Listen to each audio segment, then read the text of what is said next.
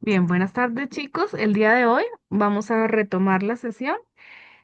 Hoy, siendo miércoles 18 de marzo a las 2 y 7 de la tarde, vamos a seguir en este curso pre-ICFES del área de ciencias naturales. Recuerden que conmigo están viendo el área de biología, física, química y el componente de ciencia, tecnología y sociedad. Bien, entonces, en la clase pasada tuvimos la oportunidad de quedar aquí en esta pregunta, estuvimos analizando esta pregunta, ¿sí? Y finalmente hablábamos que, eh, no sé si ustedes recuerdan, eh, de el agua, ¿no? Y entonces, ¿cómo está compuesta el agua? ¿Cómo funciona allí el agua? ¿Qué veces hace en el cambio de estado de agregación de la materia? Entonces hablábamos un poquito de cómo están compuestos los átomos del agua en cualquiera de esos cambios de estado. Entonces, hablábamos del estado gaseoso, del estado líquido y por supuesto del estado sólido. Entonces, de pronto alguien quisiera hacer una intervención de lo que recuerde de esta pregunta.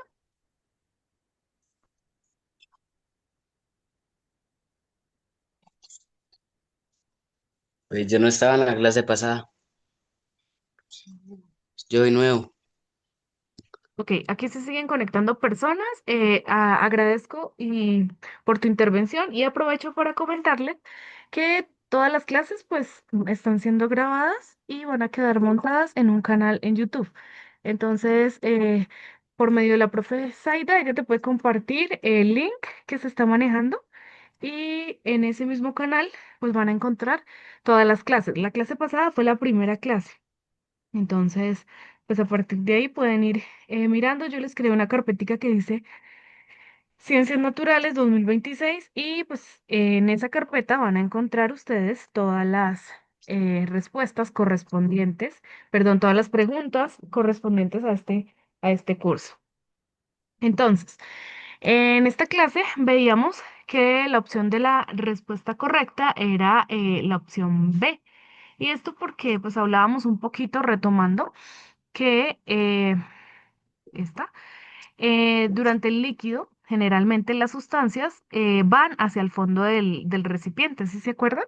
O bueno, si tomamos el caso cuando servimos agua o cualquier líquido en un vaso, generalmente este líquido va a ocupar de abajo hacia arriba el recipiente. Todos de acuerdo con eso. Generalmente los gases, cuando están en recipientes cerrados, y esto era algo que yo les mencionaba en la sesión anterior, que es muy importante, que el enunciado de la pregunta nos dice que estamos trabajando en un recipiente cerrado. Estos recipientes generalmente tienden a contener el gas y hacen que las moléculas se dispersen por todo el recipiente. Cosa que no pasaba aquí porque acá la molécula como tal se dispersó, se dividió. Entonces por aquí está el oxígeno, por aquí está el hidrógeno, están divididas. Igual también cosa que pasó aquí con la opción D. Y finalmente tenemos pues preguntas acerca de la C. Pero resulta que cuando el gas está en un recipiente contenido en un recipiente cerrado, no está en la superficie de este recipiente, sino generalmente él se dispersa por todo el recipiente buscando encontrar la salida. ¿Cuándo sucede esto? Que el gas vaya hacia arriba, cuando el recipiente está abierto. ¿Sí? Cuando el recipiente está abierto, sí, generalmente el gas busca la salida o la forma de escapar de ese recipiente. Entonces, la opción de respuesta aquí era bastante lógica según todos los conceptos que se pudieron explicar y las leyes de los estados de agregación de la materia. Vamos a mirar algunas cosas para tener en cuenta y es como por ejemplo el agua. Entonces, lo explicábamos la vez anterior, el agua tiene dos moléculas de hidrógeno, una molécula o un elemento de oxígeno. Entonces, como tal, es toda esta la molécula. ¿Listo? Y está compuesta por dos elementos. Uno es el oxígeno, que lo tenemos acá en color rojo o acá en color azul, que está electrónicamente negativo. Y tenemos dos acompañantes que son dos átomos de hidrógeno y están cargados positivamente. Los tenemos también por acá. Entonces, en esa tabla periódica, en esa tareita que les quedó en la clase anterior, ustedes tenían que revisar qué elementos conocen ustedes de la tabla periódica. Y entre esos, pues señalar que el oxígeno y el hidrógeno es algo que nosotros conocemos y usamos diariamente. ¿Por qué? Porque el hidrógeno y el oxígeno juntos o mancomunadamente forman esta molécula de agua. Generalmente, pues el agua hace parte de nuestra vida diaria, de nuestro diario vivir. También el oxígeno, como dioxígeno, que es la biomolécula que nos permite respirar, y la encontramos en el ambiente, en el medio ambiente. Bien, continuamos revisando por aquí qué otras cositas nos hacen falta para terminar de entender de pronto este tipo de pregunta. Y acá llegamos a algo muy importante. ¿Listo? Entonces vamos a comenzar a hablar un poquito de qué es la energía cinética. Y esa energía cinética es toda esa energía que posee un cuerpo debido a su movimiento. Entonces, ¿qué pasa? Cuando nosotros generalmente estamos estáticos, o sea, quietos, en estado de reposo, y nosotros comenzamos a movernos, empezamos a hacer un proceso de adquisición de energía cinética. Entonces, la energía cinética es cuando cualquier cuerpo que está en reposo comienza a ejercer un movimiento y a generar energía. Entonces, esa energía se llama energía cinética. También quiero hablarles, pues, de lo que ya mencionábamos, el sólido, los tres estados principales. Yo les decía que hay muchos más estados, pero principalmente, pues, vamos a ver estos. Entonces, cada uno de esos, mire, si lo revisamos a cada detalle, cada uno de esos estados nos representa cómo están dispuestas allí o cómo es la interacción allí de los átomos para formar esta molécula. En este caso seguimos hablando de H2O, que es agua. ¿Listo? Y cómo cambia la materia de estado. Entonces, por ejemplo, de sólido a líquido, entonces ya lo habíamos mencionado, cómo cambia de estado. Cómo cambia de estado de líquido a gaseoso, que también lo habíamos mencionado mediante un grafiquito. Si de pronto nos quedó la confusión, entonces también tenemos aquí una relación. Generalmente este gráfico se llama, o esta gráfica se llama el punto, gráfica para presión y temperatura, según el punto de triple o el punto de fusión. Entonces, de esta manera, pues nosotros generalmente encontramos, a veces el ICFES nos saca o nos tiende a sacar este tipo de gráficas. Entonces, vamos a interpretarla de manera sencilla. ¿Qué estamos viendo acá en esta gráfica de punto triple? En cualquiera de las dos, porque básicamente es la misma gráfica, solo que está pues en diferentes diseños, vamos a encontrar los tres principales estados de la materia que ustedes ven acá: sólido, líquido y gaseoso. ¿Listo? Son los mismos: sólido, líquido y gaseoso. Si ustedes los ven, están dispersos dentro de este diagrama en forma de Y que tenemos en representación respecto al eje Y, que es la presión, y el eje X, que es la temperatura. Entonces, ¿qué encontramos? Que existe un punto en el que se cruzan o intersectan estas tres gráficas o estas tres líneas. Generalmente se denomina este punto triple. En el punto triple, es decir, es un momento en el que las sustancias se encuentran en los tres estados. Entonces, para que funcione o para que suceda este punto triple en la naturaleza, tenemos que alterar o jugar con la presión y con la temperatura de la sustancia, ¿sí? Generalmente, pues en la naturaleza no sucede, pero en un laboratorio sí se puede recrear, sí se puede hacer. Incluso si ustedes buscan punto triple del agua en internet, le puede salir cualquier video en donde se esté haciendo ese experimento. ¿Y qué pasa aquí? El agua va a estar en estado sólido al mismo tiempo que va a estar en estado líquido y al mismo tiempo que va a estar en estado gaseoso. Y entonces alguien me puede preguntar, profe, ¿y cómo? Resulta que alterando la presión y la temperatura, nosotros sabemos que acá en temperatura ambiente estamos a una atmósfera. Si nosotros alteráramos la temperatura hasta más o menos 4 atmósferas aproximadamente y jugáramos un poquito con variables como la temperatura, nosotros pudiéramos obtener este punto triple en donde el agua está formando hielos, pero al mismo tiempo está muy caliente y está en estado líquido y desprendiendo gas. Bien, entonces recordemos cuáles son las características principales de los tres estados. Entonces en el sólido tenemos por aquí que los átomos, todas para la molécula, están completamente dispuestos de una manera organizada, en donde hay muy poquita entropía, todo está como tan perfectamente organizado que no tienen como momento para el desorden. ¿Listo? Entonces, de esta manera se encuentra y tiene mucha lógica y mucho sentido porque generalmente cuando usted agarra algo sólido, por ejemplo, un celular, un computador, un cable, una pelota, una canica, cualquier cosa que sea sólida o esté en estado sólido, generalmente cuando usted la toca, ella no se deforma. Sí, entonces las moléculas están quietas, muy diferente a lo que pasa en el estado líquido. En el momento en el que usted ejerce algo de presión sobre el estado líquido, se le desvanece de las manos. ¿Por qué? Porque usted puede meter su mano dentro de la llave, dentro del chorro de agua para tratar de empozarla en sus manos haciendo como una coquita. Pero en el momento en el que usted abra su mano y cree un espacio entre sus dedos, el agua va a comenzar a escurrirse y eso principalmente pues es una característica del estado líquido. Entonces las moléculas se disponen de manera de que están ahí en el recipiente o bueno, tomando la forma exacta del recipiente. Entonces están dispuestas por todo el recipiente. Yo les decía la clase pasada, si el recipiente fuera en forma de estrella o alguna forma así bien rara, asegúrese que en el momento en el que usted ponga el líquido, todas las moléculas, todos los átomos de ese líquido se van a dispersar por el recipiente de manera de que va a ocupar todo el espacio.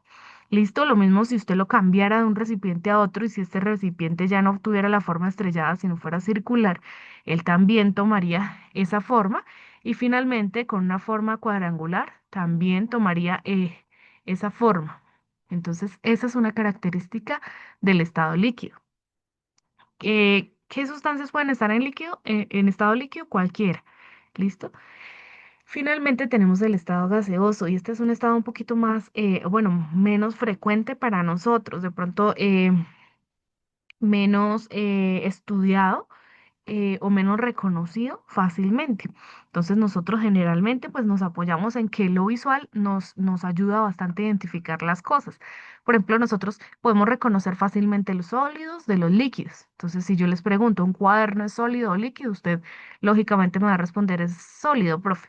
Pero si yo le pregunto una gaseosa, usted me va a decir, bueno, el envase es sólido, pero el líquido por dentro es, pues, está en estado líquido. Pero si yo les pregunto, por ejemplo, acerca del estado gaseoso, los pongo a pensar un poquito más. Entonces, por ejemplo, cuando el agua hierve, ese vapor de agua que nosotros de pronto no sabemos cómo referirnos a él. Lo hemos visto, sí, es frecuente en nuestras vidas, sí, pero de pronto sí, perdón, sí, si lo podemos identificar, han sido pocas veces o no es tan frecuente como en los otros dos estados. Entonces, en el estado gaseoso, acá en este apartado lo pintan de manera como lo teníamos en la pregunta, en un recipiente cerrado. ¿Qué pasa con los recipientes cerrados? Hace un momento, y bueno, soy reiterativa con esto para que ustedes tengan la claridad. Hace un momento les decía que en un recipiente cerrado todo el gas se va a dispersar. Si usted lo pone acá, todo el gas se va a dispersar tratando de buscar la salida. ¿Por qué? Porque generalmente los átomos de este compuesto van a tratar de ocupar toda o de llenar todas las paredes del frasco tratando de buscar una salida, como una escapatoria. Sí, es como cuando usted eh, de pronto rociara eh, un perfume, pero no en líquido, sino que lo pudiera convertir en estado gaseoso o tratar de encerrar un gas en una habitación. Entonces, ¿qué sucede? Cualquier sustancia en forma de gas en una habitación. Entonces, ¿qué sucede? En algún momento, o sea, se va a llenar la habitación y va, por ejemplo, un perfume. Entonces va a dejar de percibirse su aroma. ¿Por qué? Porque se va a expandir hacia toda la habitación y pues por el tamaño se perdería un poco la fragancia. Pero en este caso pasa básicamente lo mismo y es que cuando el recipiente está cerrado va a obligar al gas a recorrer todos los puntos o bueno, todas las paredes que limiten que este gas se pueda escapar hacia el exterior. ¿Listo? ¿Qué pasaría cosa contraria si el recipiente estuviera abierto? Entonces vuelvo y les traigo el estudio de la olla o el caso de la olla. Usted pone la olla, llena el calor en la estufa y la llena de agua. Si usted tapa la olla, pues va a suceder exactamente esto. Pero si usted la deja abierta, cuando ella alcance los 100 grados centígrados, que es el máximo punto de ebullición, entonces ahí va a comenzar a hervir. Y entonces todas esas burbujitas se van a comenzar a desprender en vapor. ¿Y qué pasa con ese vapor? Como el recipiente no tiene como una película de contacto que le impida regresar a su estado original, entonces, ¿qué va a pasar? Se va a comenzar a liberar hacia la atmósfera. Y entonces ahí van a comenzar a desprenderse todo el vapor de agua. ¿Listo? Bien.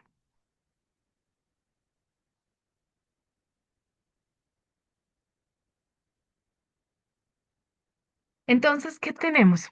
Un recuento. El mismo ejemplo de la olla hirviendo. Entonces lo tenemos por acá, siguen entrando más personitas. Tenemos el mismo ejemplo de la olla. Entonces acá está la olla graficada o diagramada y en esta parte está el calor. Entonces, ¿qué está sucediendo? Entonces ahí cuando se está hirviendo a través de la radiación, a través de la conducción y la convección, bueno, acá estamos hablando de agua, ¿no? Nuevamente H2O. ¿Listo? Entonces, radiación, ¿por qué? Porque se está generando calor.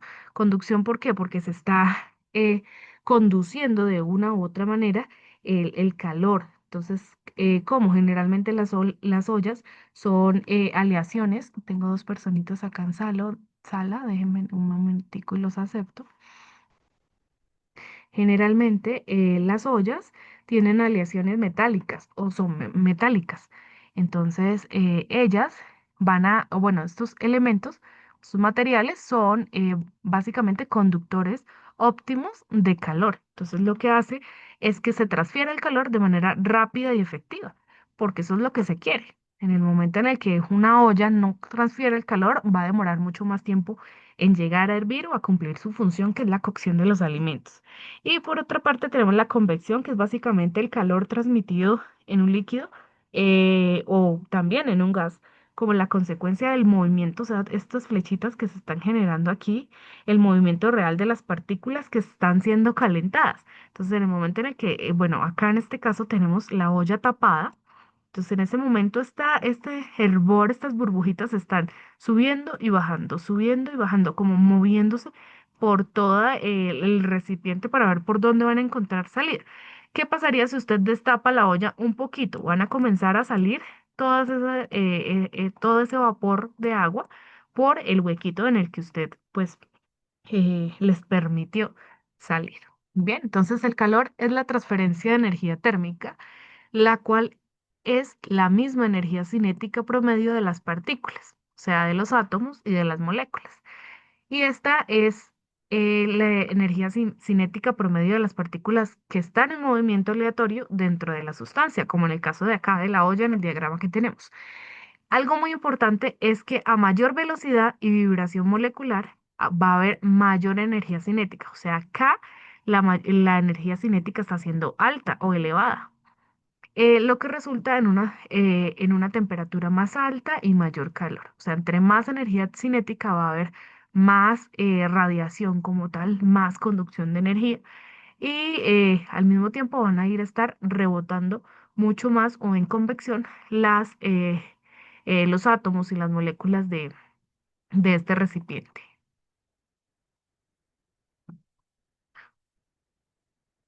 Bien, entonces la opción correcta para este momento, o bueno, para esta primera pregunta había sido la B, en eso estábamos de acuerdo en la clase anterior. Ahora sí, después de este breve recuento y resumen, vamos a pasar a nuestra segunda pregunta. Para entender nuestra segunda pregunta es necesario que nosotros podamos retomar un poquito estos conceptos. Entonces, ¿qué pasa? Volvemos a hablar del H2O. Entonces, dos hidrógenos, un oxígeno. ¿Listo? Acá lo tenemos. Entonces, eh, generalmente, o bueno, Sí, en la tabla periódica nosotros podemos encontrar estos dos elementos que conforman el agua, el H2O. Entonces, si ustedes pueden mirar ahí, están encontrando o están viendo unos numeritos encima del oxígeno y del hidrógeno y una letra. ¿Qué creen ustedes que significa esto?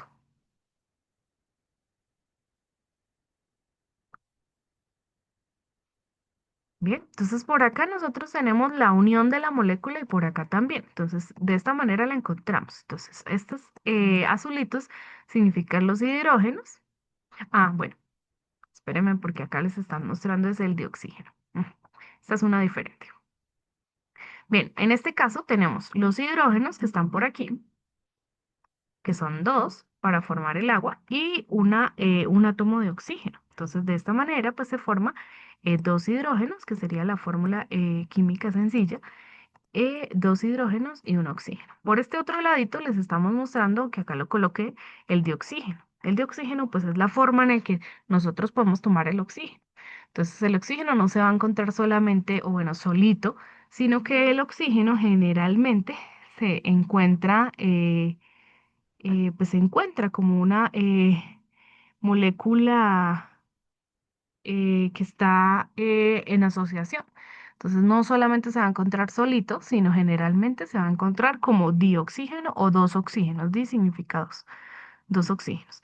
Y por acá les coloqué que de esta forma, o bueno, el oxígeno en esta forma es la más estable en la atmósfera y generalmente representa ese 21% de la misma. Entonces, en la atmósfera se va a encontrar en ese 21% de proporción y esta va a ser la forma más estable en el que podamos encontrar o tomar el oxígeno.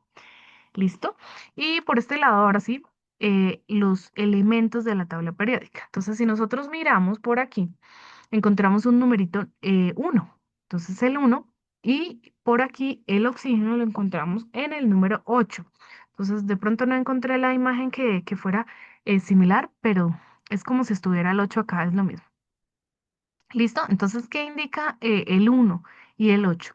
Aparte de la posición, también pues nos indica el número atómico. Eso lo vamos a ver de pronto en una pregunta futura, en donde yo les explique exactamente cómo está formado un átomo, qué indica las partes, que es algo muy importante, las partes del átomo, pero en este caso, bueno, y sus porcentajes de electrones, de protones y de neutrones, que eso es muy importante para entender o tratar de entender qué función están cumpliendo los elementos y por qué se encuentran organizados de esta forma en la tabla periódica. Pero por lo pronto les adelanto que este número que identifica qué elemento es, nos permite también o cumple una función muy similar a lo que significa esta letra grande en mayúscula. Entonces, en el caso del hidrógeno tenemos el símbolo H y en el caso del oxígeno tenemos el símbolo O mayúscula. Entonces, ¿qué sucede aquí? Al igual que la letra, o que pues básicamente es el símbolo del elemento, el número atómico que se representa por la letra Z, también indica cuál es la posición del elemento. Entonces, si yo básicamente no les escribo hidrógeno como H, sino les coloco elemento con número atómico 1, ustedes inmediatamente en la tabla periódica van a entender o a poder encontrar qué es el hidrógeno del que se está hablando para este momento. ¿Listo? Entonces, el hidrógeno va a tener ese número atómico o posición 1 y si ustedes tienen la oportunidad de agarrar la tabla periódica, ustedes van a encontrar que el hidrógeno es el primer elemento. ¿Listo? ¿Cuántos elementos hay en la tabla periódica? ¿Alguien sabe? Profe, hasta el momento yo sé que hay más de 110 elementos. Muy bien. Ajá. Exactamente, hay 118 elementos. ¿Listo? Entonces, 118 elementos, no solo en la naturaleza, sino también sintéticos que se han creado en laboratorios, pero muy importante poderlos reconocer y mirar el mismo ejercicio que hacíamos en la clase anterior, poder ver si,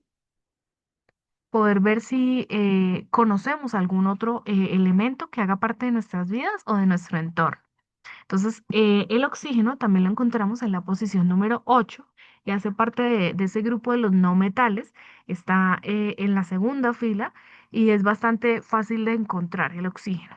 ¿Sí? Y finalmente encontramos por aquí también otro numerito que es en decimal, en condición decimal, y este pues me va a indicar básicamente cuál es la masa atómica o el peso atómico de este elemento. ¿Listo? Entonces son características químicas que me van a permitir determinar diferencias entre los principales elementos, o bueno, en básicamente todos. ¿Listo? Entonces continuamos. Bien, lo que les mencionaba aquí. Entonces, el oxígeno tiene eso que les decía de que el oxígeno generalmente no se encuentra solito, es que elementos como estos que tengo acá señalados, por ejemplo, el hidrógeno, el nitrógeno, el oxígeno, el flúor, el cloro, el bromo y el yodo no les gusta estar solitos. Entonces, generalmente se encuentran como diatómicos. Entonces, di, que significa dos, y atómicos de átomos. Entonces, dos átomos. Entonces, generalmente, como el oxígeno se va a encontrar como dioxígeno.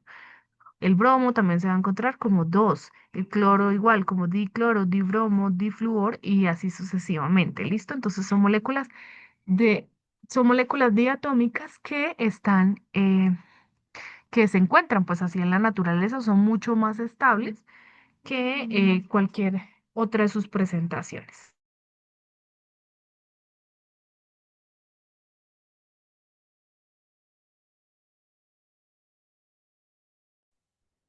Bien, entonces como les mencionaba, de esta manera podemos nosotros encontrar la tabla periódica. Si ustedes van a una tabla periódica o la miran, generalmente ustedes van a encontrar, o bueno, les voy a enseñar un poquito cómo leerla, y ustedes van a encontrar los grupos y los periodos. ¿Listo? Entonces los periodos se leen hacia abajo, entonces va a haber un periodo, dos, tres, cuatro, cinco, seis, siete periodos. ¿Qué pasa? Generalmente en el número o en la posición 58, que la vamos a encontrar en el periodo 6, y nos vamos a mover uno, dos, tres puestos, aquí pasa algo. Y es que aquí se encontraron mucho tiempo después otros elementos. Entonces acá vamos a pasar del número 57 al número 72. Entonces, ¿qué sucede? Dame un segundo que me dice acá que se va a acabar. Listo, entonces, ¿qué sucedió acá? Resulta que después de un tiempo se dieron cuenta que existían más elementos, encontraron más elementos, entonces hicieron una adición a la tabla periódica y la metieron ahí. Uy, qué lindo, están feas. Entonces, generalmente la tabla periódica se encuentra con una adición extra, entonces con dos casillas más, dos filas y muchas más columnas. eh, Debajo de pues lo que sería la tabla periódica. Pero generalmente comenzamos acá en la posición número uno y terminamos acá en la 118, así como lo decía el compañero que intervino. 118 elementos y el 118 es el último que es el OG, que es el organeso.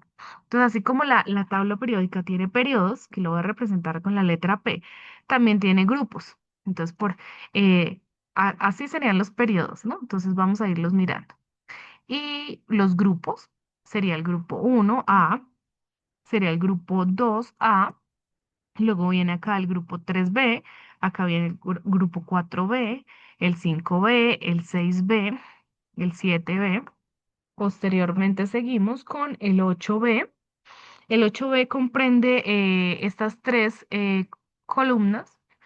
Finalmente tenemos el 1B, el 2B y pasamos nuevamente al 3A, 4A, que estos sí son los que están numerados. Y por este lado tenemos los grupos. ¿Listo? Entonces de esa manera pues vamos a encontrar organizada la tabla periódica. Por favor, mucho ojo que los elementos se van a ir encontrando a medida que, o bueno, se van leyendo por filas. Entonces, es decir, el hidrógeno es el primer elemento. Enfrente vamos a encontrar el helio como el segundo elemento que está acá, el helio.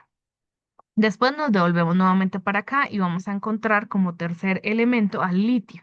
Luego como cuarto elemento el berilio.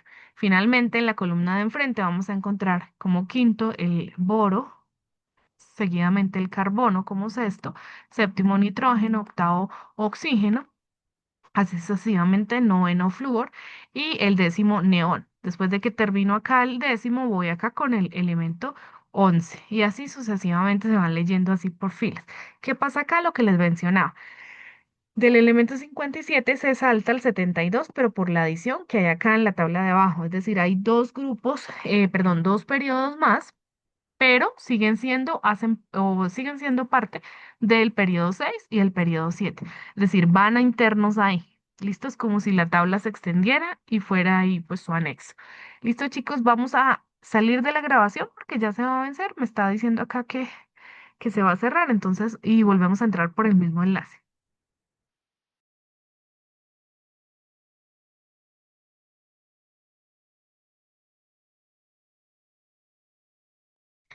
Bien, chicos, entonces, tomando de recuento esto de la tabla periódica, vamos a mirar un poquito acerca de cómo se presentan, pues vamos a mirar esta pregunta y vamos a tratar de explicarla.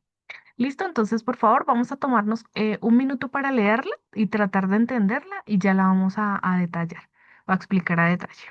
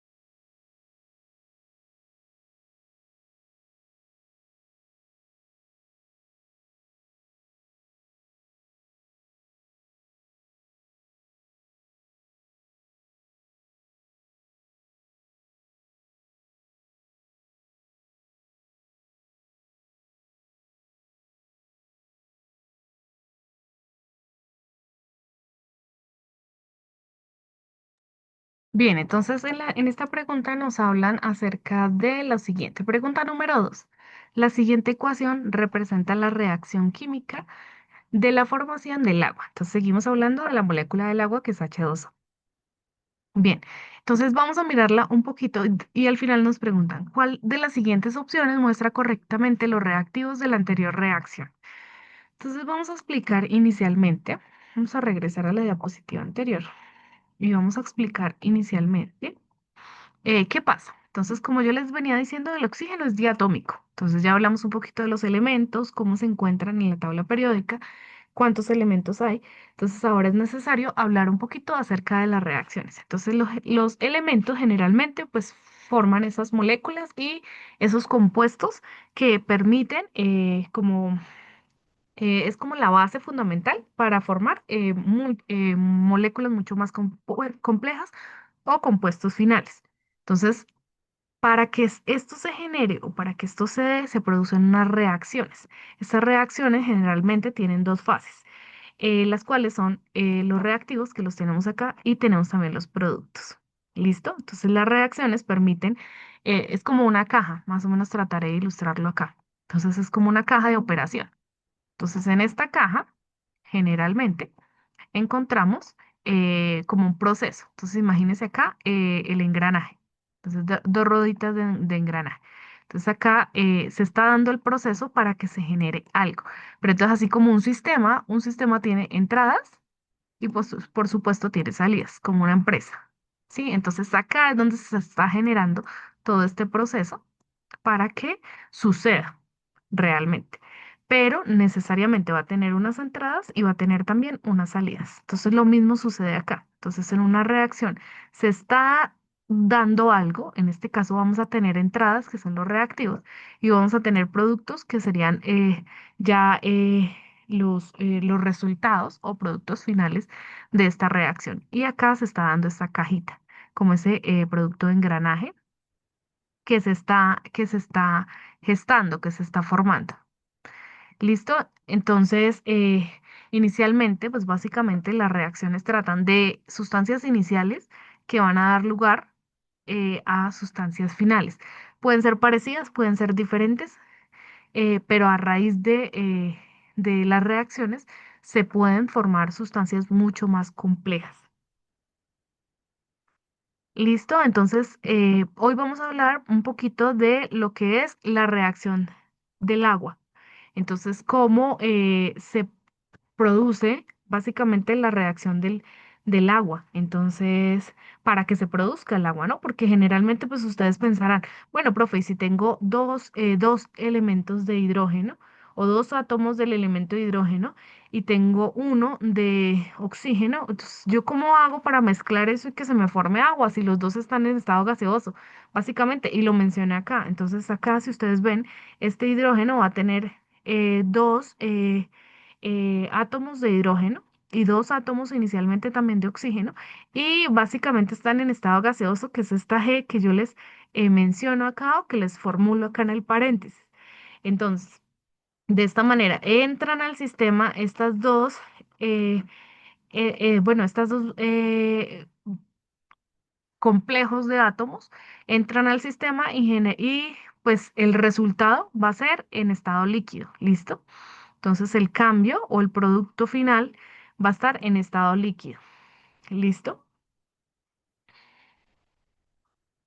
Bien, entonces muy importante que nos fijemos un poquito en eso de por qué les he puesto aquí o soy muy enfática en eso porque es importante poder relacionar cómo a partir del estado gaseoso vamos a entrar o vamos a reaccionar a poder producir en la misma sustancia, que en el caso es agua, pero en otro estado diferente, en un cambio de estado que sería el estado líquido.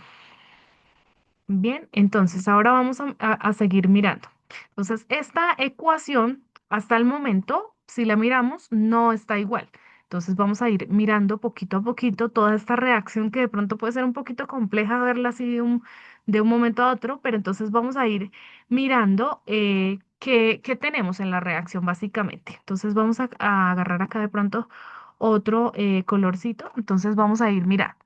Por este lado de la reacción en los reactivos, entonces vamos a tomar esta cajita como los reactivos, es decir, estos son los reactivos y vamos a poner eh, de otro color, en rojo, pues el producto final como tal. ¿Listo? Entonces vamos a ir mirando primero los reactivos. ¿Qué tenemos en los reactivos? Entonces ya sabemos que solamente tenemos acá en esta reacción, tenemos hidrógeno y tenemos oxígeno. Pero entonces vamos a mirarlo en qué proporción se encuentra, en qué proporción están. Entonces, si miramos, podemos encontrar en este lado de la reacción, que son los reactivos, ¿cuántos hidrógenos tenemos? ¿Cuántos hidrógenos tenemos? Entonces, por acá yo solamente veo o identifico dos hidrógenos. ¿Listo? Ustedes los ven, ¿verdad? Por este otro lado, ¿qué más también tenemos? Reactivos. Tenemos también dos átomos de oxígeno. Entonces, por este lado tengo dos átomos de hidrógeno, dos átomos de oxígeno. Ahora en los productos, que sería la parte derecha, ¿qué tenemos? ¿Cuántos hidrógenos tenemos acá? Entonces, ¿cuántos átomos de hidrógeno tenemos? Vamos a ponerlos en otro color, en rojo. ¿Cuántos átomos de hidrógeno tenemos? Dos átomos de hidrógeno. Y ahora yo les pregunto, ¿cuántos átomos de oxígeno tenemos?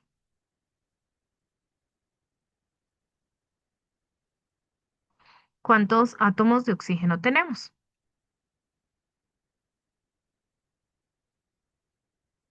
Todos, profe. Acá, ¿cuántos estamos viendo? ¿cuántos átomos en este lado? O sea, si ubiquémonos acá, si tomémonos acá, ¿cuántos átomos de oxígeno estamos viendo?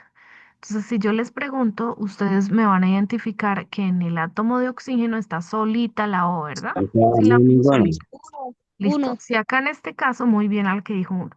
Si acá en este caso tenemos el 2 y me indica que tenemos dos átomos de oxígeno, acá, mire, los tenemos acá.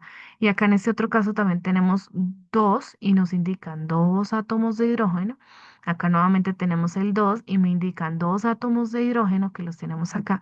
Entonces, ¿cuántos átomos tiene acá el oxígeno? Entonces, por allá alguien me dice que uno. Muy bien, entonces, en este caso...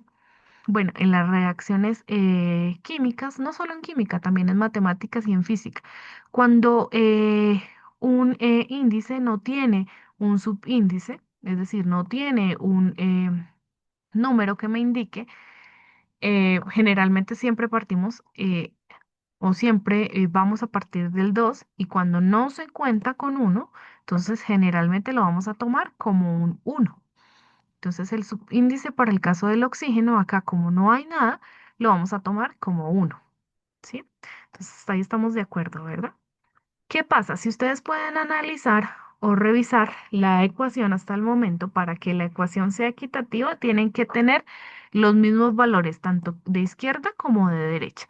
Si ustedes la pueden revisar o la miran y la analizan ahorita en este momento, ¿qué podemos encontrar? Que el hidrógeno está balanceado. Tenemos dos hidrógenos que entran, dos hidrógenos que salen, ¿verdad? Ahora, ¿cuántos oxígenos? Tenemos dos oxígenos que entran, que son estos, y ¿cuántos oxígenos salen? ¿Cuántos oxígenos están saliendo? En este caso, acá tenemos el inconveniente. Entonces, ¿qué pasa? Una reacción tiene que ajustarse. Esto se llama balanceo. El balanceo de ecuaciones o el balanceo de reacciones es necesario para que sean el mismo número de productos iniciales que ingresaron a la reacción, sea el mismo número de productos que van a salir de la reacción. Entonces, ¿qué voy a hacer yo? Entonces, como ya tengo que me hace falta o ya conozco que me hace falta un oxígeno, entonces voy a tratar de balancear esta ecuación. ¿Cómo la voy a balancear? Agregándole lo que le hace falta a esta ecuación. Entonces, vamos a buscar de qué manera, vamos a buscar de qué manera nosotros podemos organizar esta ecuación para que me dé el mismo número de productos a la derecha como tanto a la izquierda. ¿Listo? Entonces, ¿cómo creen ustedes que podemos organizar esta ecuación? Entonces, un ejemplo que yo les colocaría para tratar de organizar esta ecuación es eh, tratar de asemejar la cantidad de números o valores que tenemos tanto en el lado derecho como en el lado izquierdo. Entonces, ¿cómo lo vamos a hacer? De la siguiente manera. Entonces, si yo tengo para el lado izquierdo tengo dos hidrógenos y para el lado derecho tengo otros dos hidrógenos. Digo que mi ecuación por el lado de los hidrógenos ya está balanceada. Pero me sucede acá el inconveniente y es con el uno. Entonces, ¿qué voy a hacer?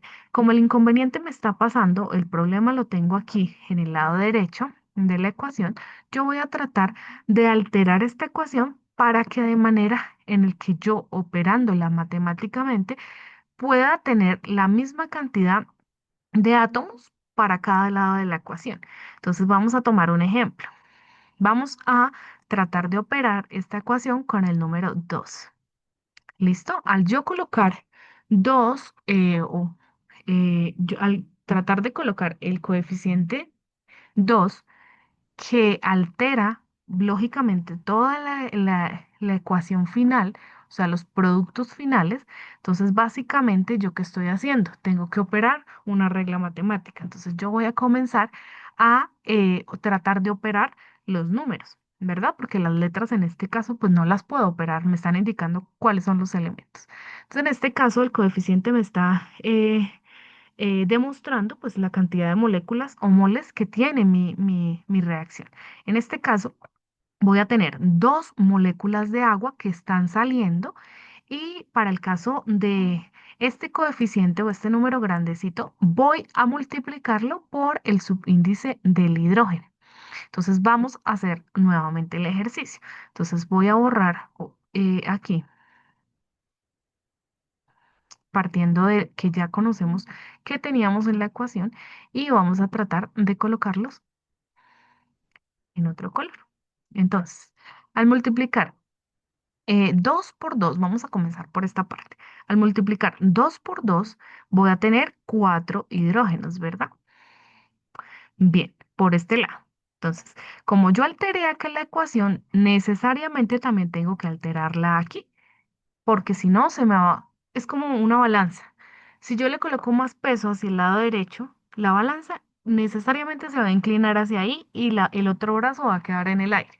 Entonces, para tratar de equilibrarla, yo voy a hacer el mismo valor que le alteré al lado derecho, se lo voy a alterar o se lo voy a colocar al lado izquierdo para que quede equitativo.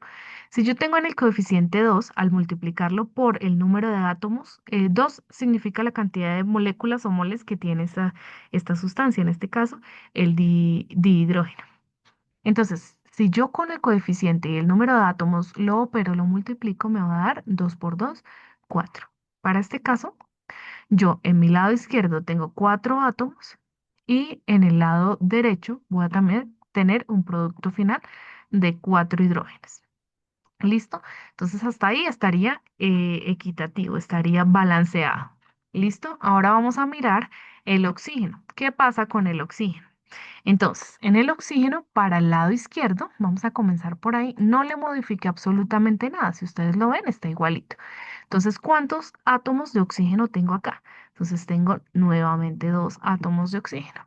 Y en esta ocasión, acá, el oxígeno está siendo parte, recuerden que la molécula de agua es H2O, es decir, todo está en esta misma molécula. Miren acá, no tengo ni paréntesis, ni más, ni nada, sino todo es la misma molécula. Entonces, como el coeficiente me está alterando no solamente al hidrógeno, sino también al oxígeno, entonces, ¿cuántos oxígenos tengo acá?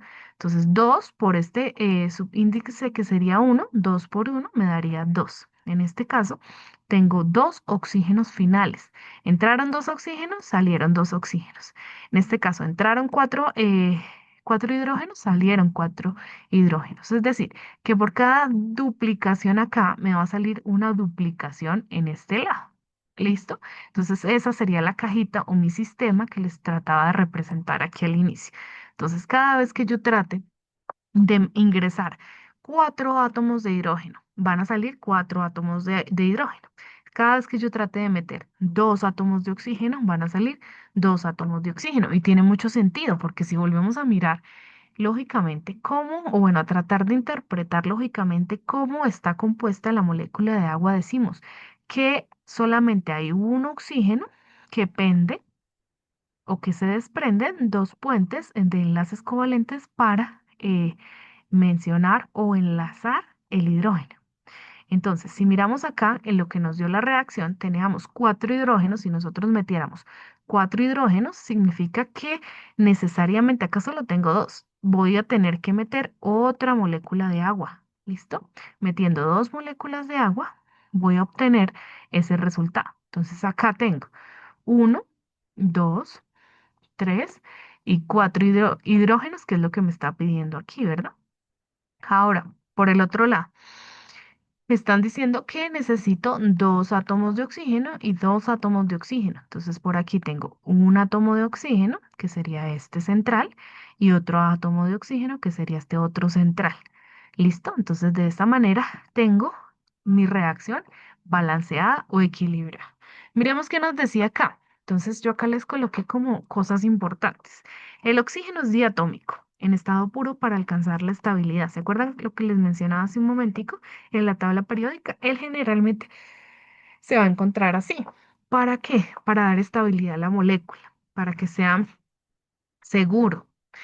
Pero al reaccionar con el hidrógeno para formar agua, sus enlaces dobles se rompen. Entonces, aunque el oxígeno acá debería estar en 2, generalmente, como este es el 1, el subíndice, y al multiplicarlo por 2, pasa ese 2 que me estaba haciendo falta. ¿Listo? O pasa a compensar ese 2 que me estaba haciendo falta, que básicamente sería el subproducto o el producto final. También por acá me dicen o me mencionan que el oxígeno forma nuevos enlaces covalentes mucho más estables con dos átomos de hidrógeno, resultando en una molécula triatómica y no diatómica. Entonces, también de esta manera nosotros podemos encontrar la reacción del agua. Vamos a mirar ahora sí qué nos estaban preguntando después de haber explicado esto. Vamos a volver a la pregunta y si miramos es lo mismo que yo les pinté. ¿Listo? Pero en este caso ya la reacción está balanceada. Mire, estos son el 2 que yo le añadí a la balanza. Recuerden que primero y agregamos este y después agregamos este para no alterar la ecuación. Finalmente tenemos, entonces, vuelvo y lo voy a escribir por acá. ¿Cuántos hidrógenos tenemos acá? Entonces tenemos 2 por 2, 4 hidrógenos. Ahora por acá, ¿cuántos hidrógenos tenemos? Tenemos 2 por 2, 4 hidrógenos también, que sería el... Recuerden que la flechita nos está indicando que estos son los entrantes o los mismos reactivos, que sería igual a los reactivos, y estos son los salientes del sistema, que serían los mismos productos. Bien, ahora vamos al oxígeno. Entonces, en el oxígeno, ¿cuántos oxígenos tenemos acá? Entonces, yo estoy demostrando o mostrando que tengo dos oxígenos y acá estoy mostrando que tengo, como este me está alterando no solo a este, sino también a este, y mi subíndice acá es 1, 2 por uno serían dos oxígenos. ¿Listo? Entonces, tengo cuatro hidrógenos, está bien, dos oxígenos por acá, que también está bien. Es decir, mi ecuación está bien balanceada. ¿Listo? Teniendo en cuenta todo esto, vamos a mirar qué es lo que pues realmente, pues, nos están preguntando. Entonces nos dice, la siguiente ecuación representa la reacción química de la formación del agua H2O. ¿Listo? Entonces acá nos están mostrando cuál es la fórmula molecular del agua y nos están mostrando cómo reaccionan los elementos con cada uno de esos átomos para formar este compuesto. Entonces, si vemos acá, lo que nos están graficando es lo mismo que yo trataba de ejemplificarles hace un momento. Entonces, si nosotros tenemos que esta es la molécula de agua, está solita, pero que esta molécula de agua solo tiene uno y dos hidrógenos, y si están entrando cuatro hidrógenos, ¿se acuerda que les mencioné? Dos por dos, cuatro hidrógenos, entonces necesariamente tengo que hacer uso de una segunda molécula de agua para tener los tres y cuatro hidrógenos. Ahora, con otro color, vamos a mirar los oxígenos. Ah, bueno, acá también tenía los cuatro hidrógenos, mírenlos acá, están en azul, dos, tres y cuatro hidrógenos. ¿Listo?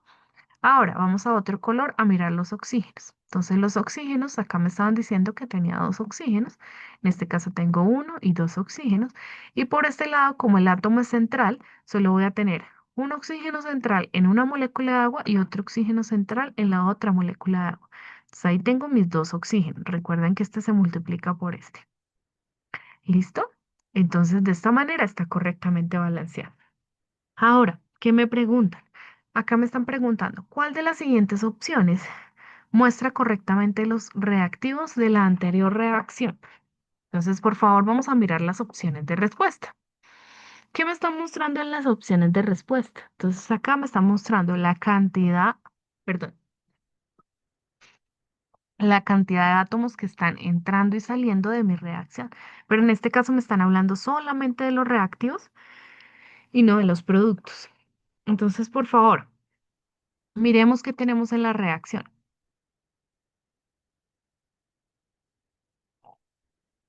¿Listo? ¿Qué tenemos en la reacción? Entonces, bastante sencillo. ¿Qué me están mostrando inicialmente? ¿O qué me quieren mostrar inicialmente? Entonces, me están hablando cuál de las siguientes opciones hace parte de los reactivos de esta reacción. Entonces, aquí me están dando valores para el átomo de hidrógeno y me están dando valores para el átomo o el elemento del oxígeno. Entonces, diferentes números de átomos. ¿Listo? Si analizamos, esta pregunta trae un distractor bastante grande. ¿Por qué? Porque acá me la están dando ya la ecuación balanceada y acá me están pidiendo simplemente que de la anterior reacción mencione los reactivos, básicamente los reactivos iniciales. ¿Listo? Entonces vamos a tratar de, según todo lo que les he explicado y les he mencionado hasta este momento, vamos a tratar de elegir o de marcar una o inclinarnos por una de estas opciones de respuesta. Vamos a tomar 20 segundos para esto.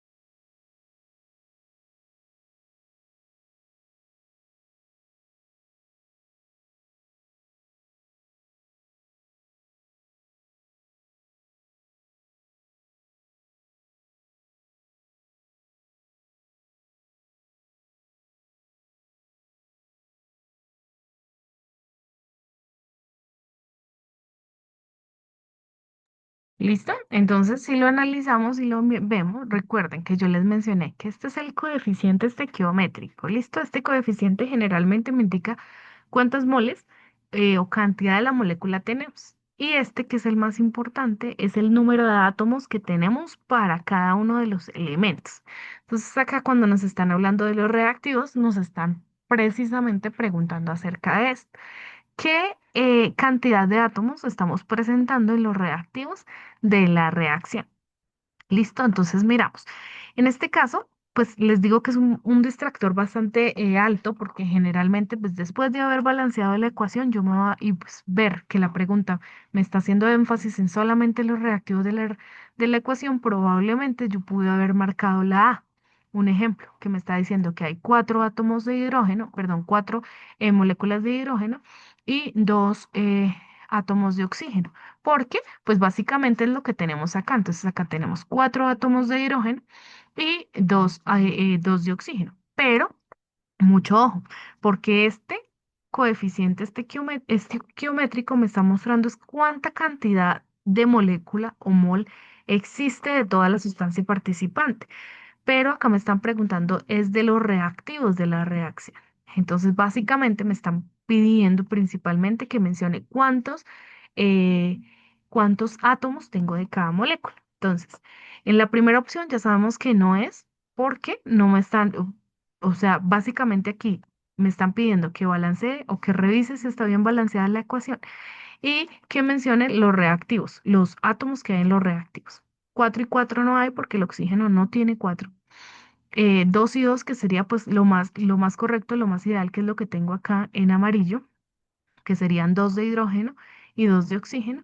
Y el último pues no tiene tampoco sentido porque de oxígeno 4 nunca han habido. Entonces, las que dicen oxígeno 4 las vamos a descartar. De pronto acá el gran distractor era la opción de respuesta A. Y finalmente, la opción más aceptable sería la opción C, porque me están preguntando acerca de los átomos que tiene, en este caso, los reactivos de la reacción. ¿Listo? Por favor, me comentan de pronto por el chat si no quieren activar el micrófono, qué opción de respuesta habían marcado o por cuál se inclinaron y por qué. Mientras tanto, vamos a avanzar un poquito acá. Acá me aparece respuesta de la pregunta número 2, la C. Entonces, como hemos visto, aquí hemos tenido dos preguntas de química en esta primera parte. Vamos a avanzar con, pues para tener o tomar en cuenta la siguiente pregunta, que sería la número 3, tenemos que manejar algunos conceptos. Por ejemplo, la solubilidad. ¿Alguien sabe o conoce qué es la solubilidad?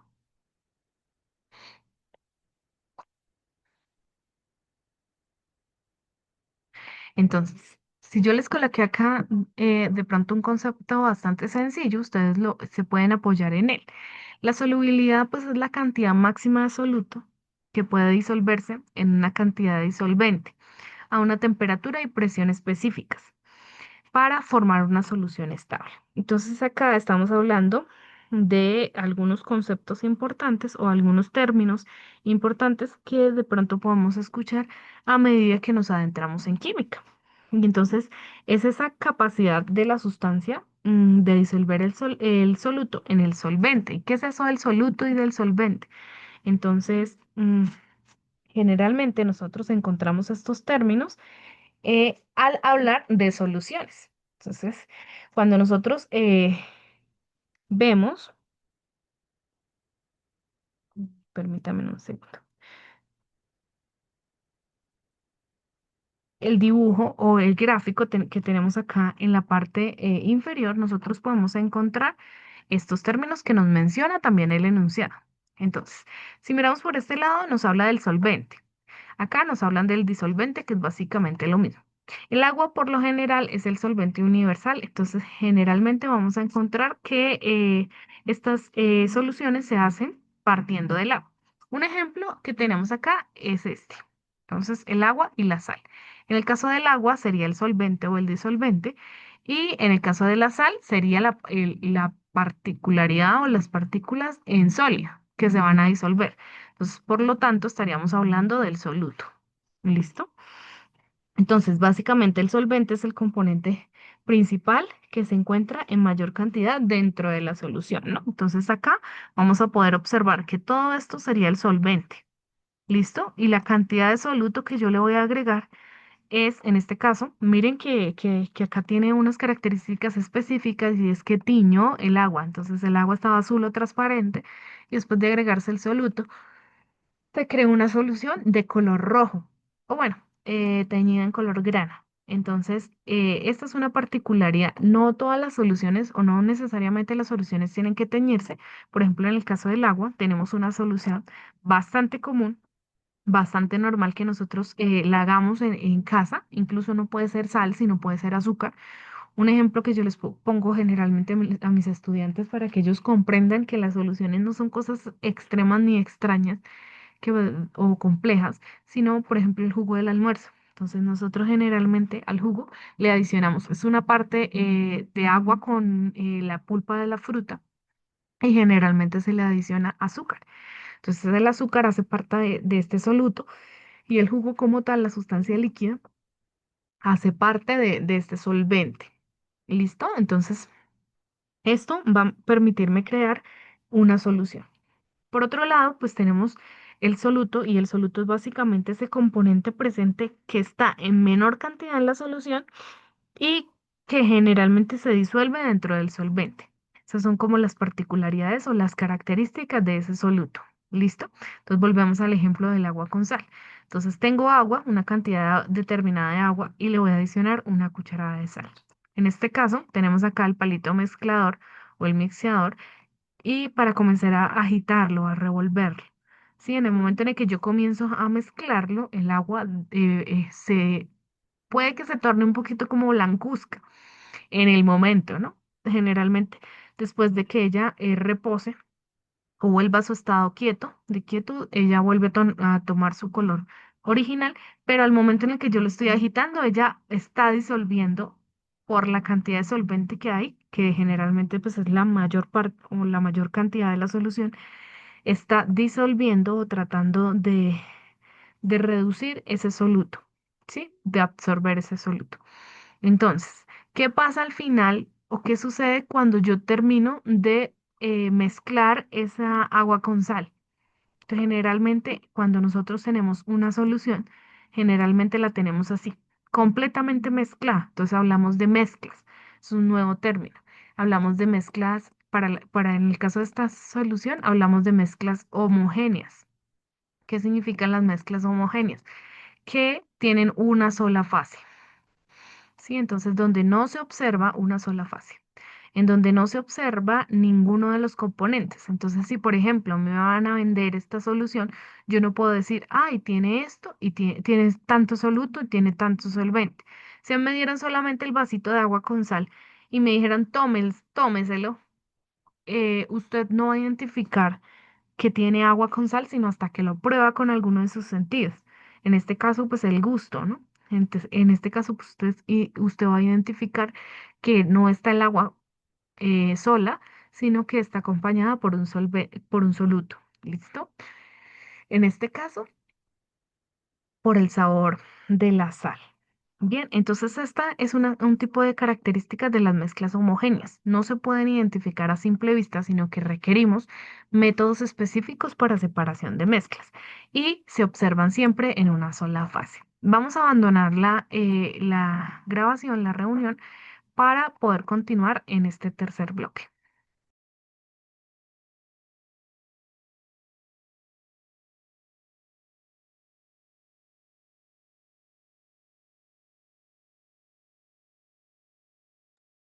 Bien, entonces continuamos con, les venía explicando lo de las mezclas homogéneas. Entonces, generalmente las mezclas, o existen dos tipos de mezclas. Entonces están las mezclas homogéneas y están las mezclas heterogéneas. Las homogéneas, como les explicaba, solamente se puede observar una sola fase. Y en el caso de las mezclas heterogéneas, encontramos que se observan más, dos fases o más.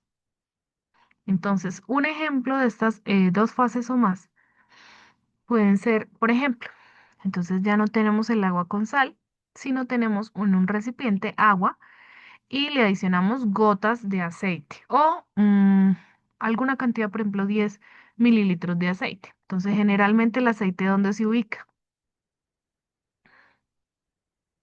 ¿Quién me dice? En la parte de abajo, En la parte porque de es más abajo. denso. Ajá, densidad, ajá, muy bien. Entonces, generalmente el agua y el aceite no se mezclan, ¿listo? Entonces el aceite sí es más denso que el agua. Entonces, si son goticas de aceite, se van a ubicar en la parte superficial. Pero si ya hay mayor cantidad de aceite, él generalmente, ustedes han visto una lámpara de lava, ¿cierto? Entonces, Sí, sí, generalmente, ajá, profe. en las lámparas de lava, esto es algo que se ha visto más frecuentemente ahorita. Entonces, generalmente él se va a ubicar en la parte superficial del recipiente. Entonces, acá como lo dibujé, en la parte superficial del recipiente, esto debido a la densidad. Entonces, con la densidad podemos encontrar que hay mayor densidad en el agua que en el aceite. En el caso de esto, vamos a poder identificar o a poderlo separar por otros métodos de separación. Por lo tanto, si yo trato de agitarlo, o sea, si yo en este caso pusiera el palito mixeador y tratara de agitarlo, él generalmente se va a formar o me va a convertir una emulsión y se van a dispersar como burbujitas. Pero cuando vuelva a su estado de reposo, va a volver a su estado natural o a su estado normal. ¿Listo? Entonces, es por esta razón que la mayoría de los aceites van a flotar en el agua porque son menos densos que el agua. Entonces, un ejemplo, por ejemplo, cuando ustedes ven en las calles o en las vías esas manchas de aceite o que dejan los carros que forman como un arco iris cuando el pavimento está mojado. Sí, esto es debido a la densidad, que no hay o sea, no hay la misma cantidad o estimación de densidad, por lo tanto no se van a llegar a mezclar. Otro ejemplo es cuando hay derrames de crudo sobre cuerpos de agua, de petróleo sobre cuerpos de agua, entonces ellos quedan en la superficie. Otros ejemplos es cuando hay contaminación en cuerpos de agua también, por ejemplo en los ríos, y se ven esas manchas superficiales, generalmente que forman esos arcoíris por la refracción de la luz, pero esas manchas que no se mezclan por más que la corriente, bueno, que tenga corriente lótica, es decir, que el río vaya corriendo, las olas del mar se vayan moviendo, por más que se agite o se mezcle, no va a llegar pues básicamente a mezclarse. ¿Listo? Otro ejemplo de una mezcla heterogénea podría ser un salpicón. Entonces, un salpicón va a tener pues su parte líquida que va a estar integrada por una solución homogénea y va a tener su parte sólida. Entonces, los sólidos, los cuadritos de fruta allí que van en el salpicón, no se van a poder integrar porque están sólidos. ¿Listo? A no ser de que usted los licuara y las volviera como jugo de frutas, un jugo tropical, no se van a poder integrar. Entonces ahí yo estoy observando dos o más fases. En este caso estoy viendo que tiene frutas, otros le pueden echar helado. Y si usted no lo mezcla, es decir, usted no lo pone en la licuadora, va a estar en estado heterogéneo. ¿Listo? De mezcla. Bien. Ahora, habiendo entendido todo esto, eh, vemos que una solución estable se expresa comúnmente en gramos por litro, que la encontramos como G sobre L, o también la podemos ver en unidades de mol sobre litro. Y vamos a mirar qué pregunta nos, bueno, qué pregunta podemos resolver con esta información. Vamos a ir a la pregunta número 3 y en la pregunta número 3 tenemos lo siguiente. Nos dice de la siguiente manera. Un estudiante analiza cómo cambia la solubilidad de sal de sodio. Para esto disuelve distintas cantidades de sal en 20 gramos de agua destilada y registra la temperatura exacta a la cual se logra disolver completamente. Entonces, bueno, primer caso, o bueno, primera parte de la pregunta. Importante saber que la sal de mesa son NaCl. Entonces, no es tan común que nosotros de pronto lo conozcamos, pero son dos, si miramos acá. Entonces, si miramos acá, son dos elementos. Entonces, por este lado tenemos el sodio y por este otro lado tenemos el cloro. ¿Listo? Recuerdan que les dije que los símbolos de la tabla periódica, de los elementos de la tabla periódica, son el primero mayúscula y la segunda letra, o a veces no tienen segunda letra, va acompañada de minúscula. Entonces, en este caso tenemos el sodio y tenemos el cloro. Se llama cloruro de sodio y generalmente se simboliza de esta manera. Esta sería su fórmula química. Seguimos. Un estudiante analiza cómo cambia, entonces, cómo está cambiando esta solubilidad. Recordemos que la solubilidad es tratar, bueno, si hablamos de solubilidad, hablamos de disolvente, por un lado, entonces de disolvente o el solvente, y hablamos de soluto. Entonces, teniendo en cuenta el caso que me están mencionando, reitero, repito, disuelve distintas cantidades de sal en 20 gramos de agua destilada. ¿Cuál sería el solvente? Pregunto. ¿Cuál sería el solvente? ¿Quién me dice? ¿Y cuál sería el soluto? ¿Listo? Recordemos que siempre en una solución vamos a encontrar estos dos términos. En el caso anterior teníamos que el solvente era el agua y el soluto era la sal. ¿Listo? En este caso es el mismo ejemplo, si ustedes lo ven, pero acá no está diagramado. El solvente es el agua destilada. ¿Qué características tiene el agua destilada? Que es mucho más pura, que no tiene tanto iones. Generalmente pues es la misma, como las mismas sales estas de suero que nos pasan por las venas. Y eso es el agua destilada, pero sigue siendo agua. Y la sal es el cloruro de sodio. Entonces sigue siendo sal. ¿Listo? Por este lado tenemos el solvente y el soluto. ¿Qué quiere decir? Que está pasando el mismo ejemplo anterior. Hay un vaso y en este vaso están tratando de disolver 20 gramos de sal, entonces 20 gramos de NaCl, 20 gramos, en agua destilada. Entonces le están poniendo acá los gránulos o las partículas de sal. Y lo mismo, el palo mixeador está mezclando. ¿Qué va a pasar al cabo de un tiempo? Estas sales se van a disolver y el agua va a quedar en estado de reposo y se va a ver normal, como si estuviera un agua cristalina. ¿Listo? A no ser de que usted la pruebe con alguno de sus sentidos, no se va a dar cuenta que tiene sal. Entonces, ahora sí, un estudiante analiza cómo cambia la solubilidad de una sal de sodio. Para esto disuelve distintas cantidades de la sal en 20 gramos de agua destilada. Este es el proceso que está haciendo. Ahora miremos. Este proceso lo está registrando eh, a partir de una temperatura exacta, a la cual se logra disolver. Entonces, si esto a temperatura ambiente demora un tiempo determinado, si usted le va aumentando la temperatura, o sea, si usted le está proporcionando calor, la disolución va a ser mucho más rápida, mucho más efectiva. ¿Listo? Hay mayor velocidad en el tipo de reacción. Entonces, los resultados se están mostrando a continuación. Entonces, acá en la columna uno nos muestra la masa de la sal de sodio en gramos. Entonces, tenemos 20 gramos de sal, 25 gramos de sal, 30 gramos de sal, 35 gramos de sal. Es decir, va a ir aumentando. Ahora vamos a mirar la masa de agua destilada, es decir, la cantidad de agua que va a haber acá en el vaso, en el recipiente. Van a haber 20 gramos. Generalmente los líquidos pues no se pesan, sino se expresan en litros o en medidas de volumen, pero acá nos lo están dando en gramos, entonces lo vamos a tomar normal. ¿Listo? En gramos. La cantidad de agua va a ser la misma para el caso de los cuatro grupos que se están analizando, grupo uno, grupo 2, grupo 3 y grupo 4. Ahora, la temperatura está cambiando a medida que se va haciendo el experimento. Entonces, en la primera fase del experimento, la temperatura estuvo en 57 grados centígrados. Miren acá que estamos tomando grados centígrados. Y nos dice temperatura, la leyenda de la columna nos dice temperatura a la cual se logra disolver completamente la sal. Entonces, a 57 grados se logran disolver 20 gramos de sal en 20 gramos de agua.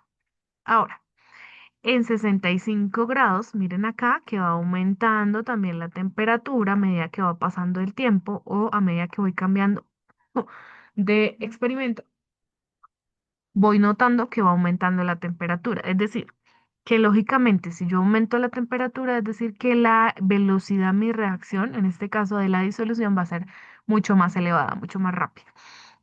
Ahora miramos, en 25 gramos de sodio, yo en esos 20 gramos de agua voy a disolverlos a una temperatura de 65.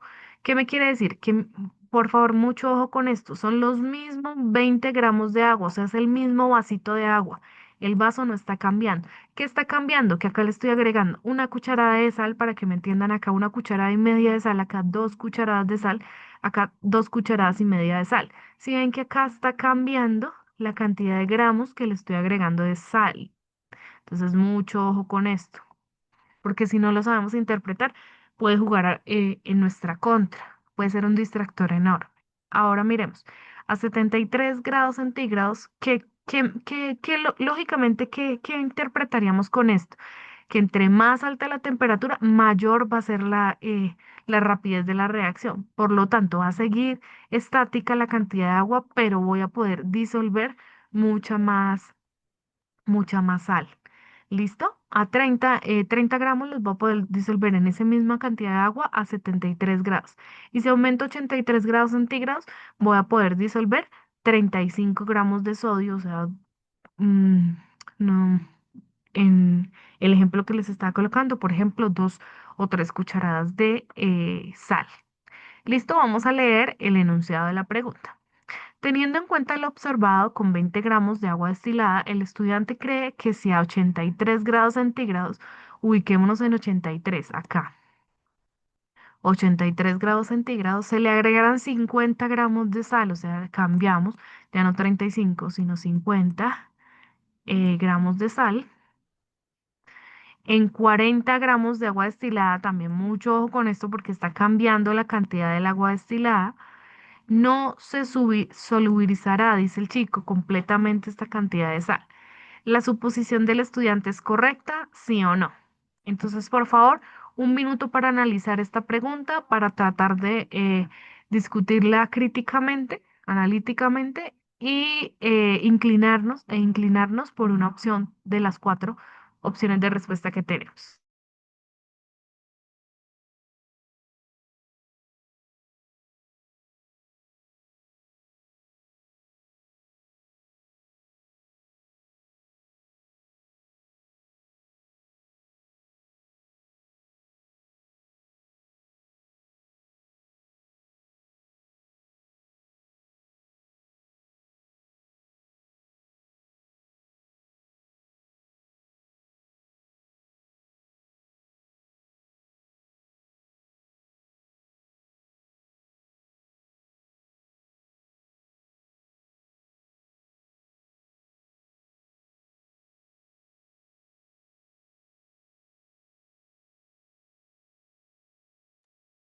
Profe,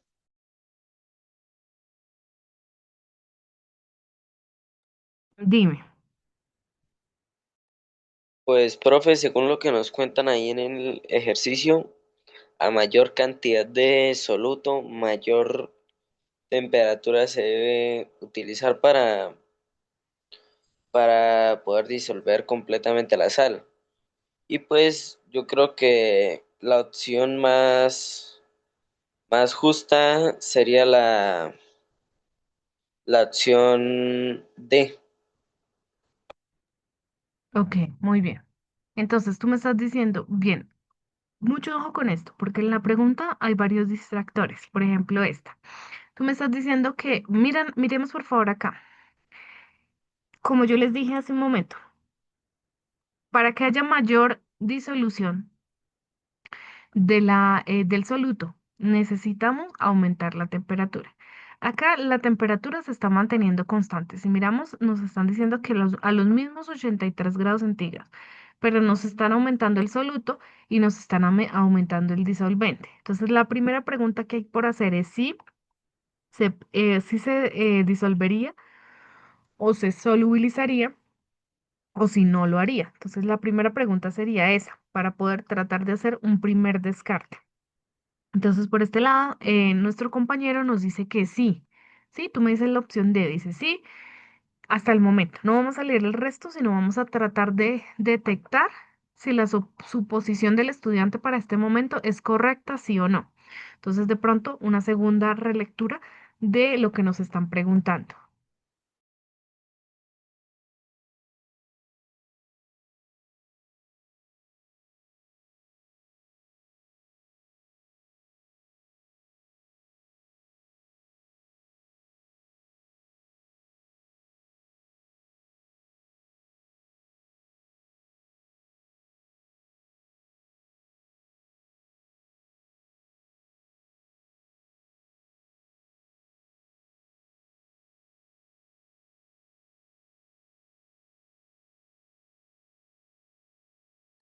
Bien, ¿qué más dicen los otros compañeros?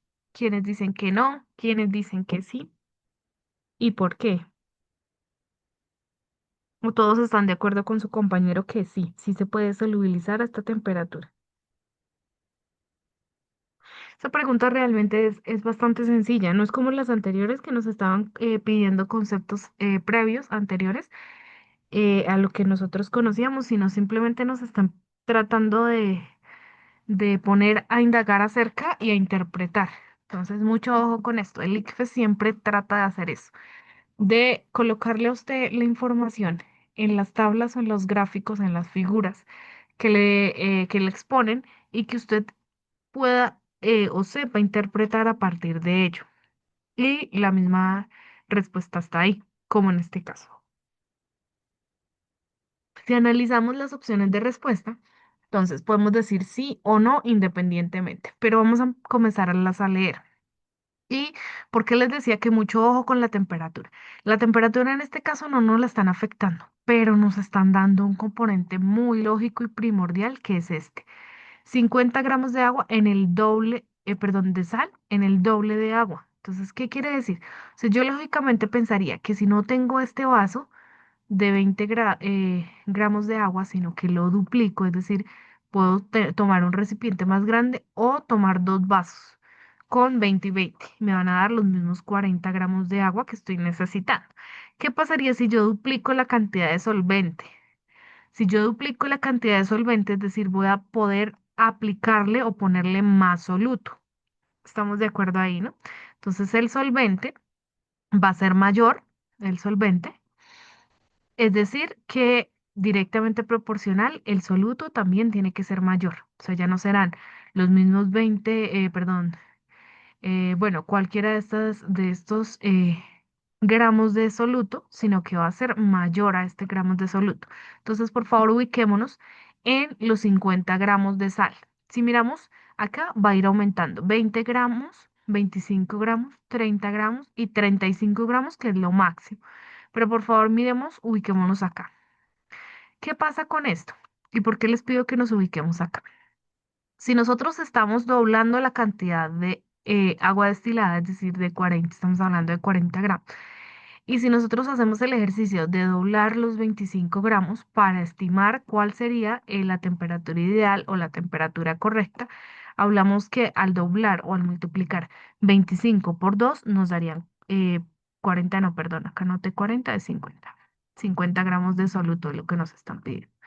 Acá, 25 por 2 serían 50 gramos, es decir, me están dando exactamente lo que el estudiante está observando o está afirmando y en la misma cantidad de agua que el estudiante está observando. Si miramos acá, a partir de los 65 grados centígrados, podríamos disolver o tratar de disolver.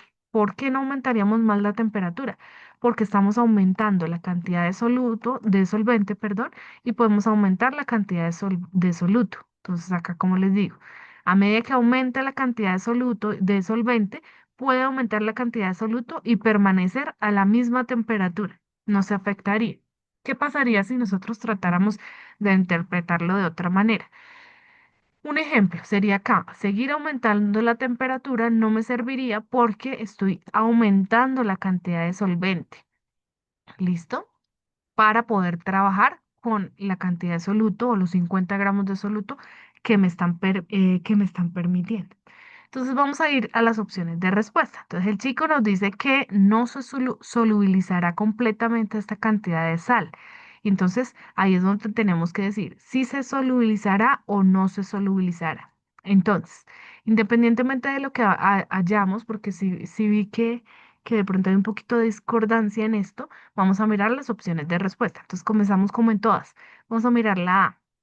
Dice sí, porque para disolver esta cantidad de sal de sodio en 40 gramos de agua, también se necesitará el doble de temperatura. Imagínense a 166, o sea, duplicar la temperatura a 166 cuando me está aumentando el solvente. No necesito, cuando realmente no necesito aumentar la temperatura, simplemente necesito colocar la cantidad exacta según lo que me está indicando en la tabla.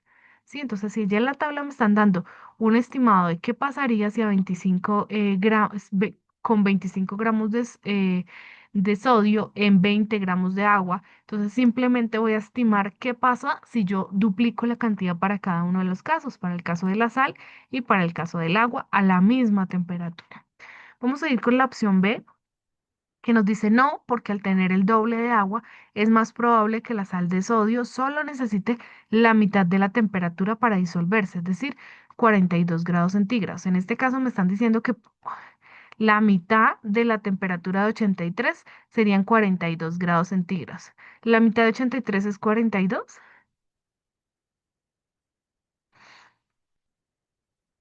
Hola.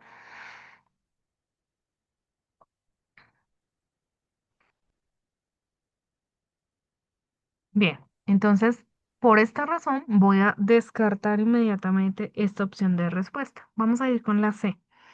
La opción C me dice no, porque a partir, ajá, muy bien, porque a partir de los 65 grados centígrados se puede disolver 50 gramos de la sal de sodio en 40 gramos de agua. Por lo que 83 grados centígrados la sal estará completamente disuelta. Entonces acá esta opción tiene mucho más sentido, podríamos tomarla o ponerle un chulito como para decir que tiene mucho más sentido que las anteriores y nos dice que no se solubilizará completamente esta cantidad de sal debido a que, vuelvo y le reitero, acá me están dando un estimado de qué pasaría en con esta temperatura en 25 gramos de sal y 20 gramos de agua. Por lo tanto, acá me dice, no porque a partir de los 65 grados, o sea, en la temperatura en la que me ubiqué, que es acá, se pueden disolver 50 gramos de sal de sodio en 40. O sea, si aumento, vuelvo y les menciono, si aumento el solvente, voy a aumentar o necesariamente voy a requerir mayor cantidad de soluto para que quede saturada la solución. Y nos dice por lo que 83 grados centígrados la sal estará completamente disuelta. O sea, cuando llegue a esta temperatura ideal, la sal ya va a estar disuelta. Y la última nos dice D, sí, porque con mayores masas, perdón, sí, porque con masas mayores hasta 35 gramos de la sal de sodio, ubiquémonos en 35 gramos, vamos a tratar de borrar acá para poder ver mejor. Listo. Entonces nos dice la última, la D, que con masas mayores a 35 gramos, miremos las masas mayores a 35 gramos, pues básicamente serían después del último experimento que yo tomé en el laboratorio de la sal de sodio, se necesitarán temperaturas mayores a 83 para disolver esa cantidad de agua. Básicamente o lógicamente podríamos irnos por esta opción. Porque sí, acá nos dicen que a partir de los 83 grados, que fue lo que nos comentó nuestro compañero, 83 grados centígrados, se pueden disolver solutos en mayores a 35. Y eso, pues, tiene lógica. Si nos están pidiendo diluir 50 gramos, tendría lógica que esta fuera la opción correcta. Pero acá no nos están tomando en cuenta que estamos duplicando la cantidad de agua. Es decir, estamos aumentando la cantidad de agua. Por lo tanto, si aumenta el solvente, va a aumentar la cantidad de soluto que puede soportar la solución a una temperatura dada, es decir, entre este rango de temperatura. ¿Listo? Por lo tanto, ¿cuál sería la opción correcta?